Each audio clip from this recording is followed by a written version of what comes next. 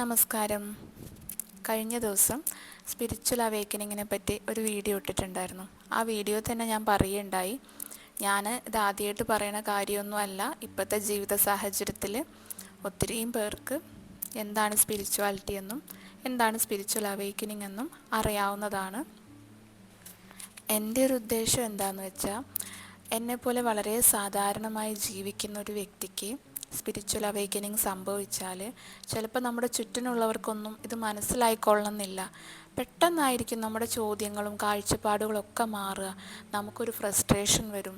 നമ്മുടെ സമൂഹത്തിൽ അല്ലെങ്കിൽ നമ്മുടെ ചുറ്റുപാടിൽ നമ്മുടെ സുഹൃത്തുക്കളായിക്കോട്ടെ, ഫാമിലി ആയിക്കോട്ടെ, അവർ ചിന്തിക്കുന്ന പോലെ ആയിരിക്കില്ല നമുക്ക് പലതിനോടുമുള്ള ചിന്തയും അഭിപ്രായങ്ങളും ഒക്കെ മാറുന്നുണ്ട്. അതെന്തുകൊണ്ടാണെന്നറിയാതെ നമുക്കതിലൊന്നും ഫിറ്റിനാവാൻ പറ്റാതെ അങ്ങനെയുള്ളൊരവസ്ഥയുണ്ട്.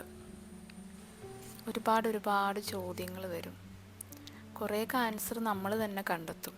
കുറേയൊക്കെ നമ്മൾ പോകുന്ന വഴിയിൽ പതിയെ നമ്മളുടെ അടുത്തേക്ക് തന്നെ വരും. അതൊരു സിറ്റുവേഷൻ ആയിരിക്കാം, ഒരു വ്യക്തി ആയിരിക്കാം, ബുക്കായിരിക്കാം.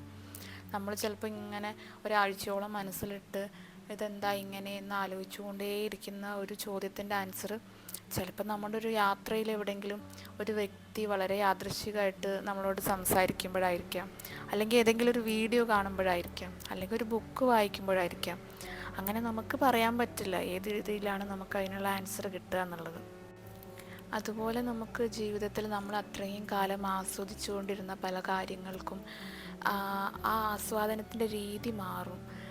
നമുക്ക് എന്താ പറയുക, കുറേ കാര്യങ്ങളിൽ നമ്മുടെ ഇഷ്ടങ്ങൾ മാറും.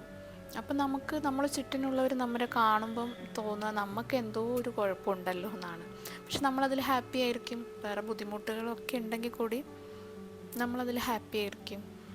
പക്ഷെ നമ്മളെ കാണുന്നവർക്ക് എന്താ പറയുക, നമ്മളിങ്ങനെ അല്ലായിരുന്നല്ലോ മുന്നേ, ഇപ്പം നിങ്ങളെ കാഴ്ചപ്പാട് എങ്ങനെ മാറി, അല്ലെങ്കിൽ നമ്മളെ കൂടെ ജീവിക്കുന്നവരാണെങ്കിൽ നീ ഓരോന്നൊക്കെ ആലോചിച്ചിട്ടാണ് എന്നൊക്കെ പറഞ്ഞ് നമ്മളെ കുറ്റപ്പെടുത്താൻ ഇടയുണ്ട്. അപ്പോൾ ശരിക്കും പറഞ്ഞാൽ നമ്മളൊരു മാനസികമായിട്ടൊരു ത്രാസിൻ്റെ ഉള്ളിൽ നിൽക്കുന്ന പോലെ ആയിരിക്കും.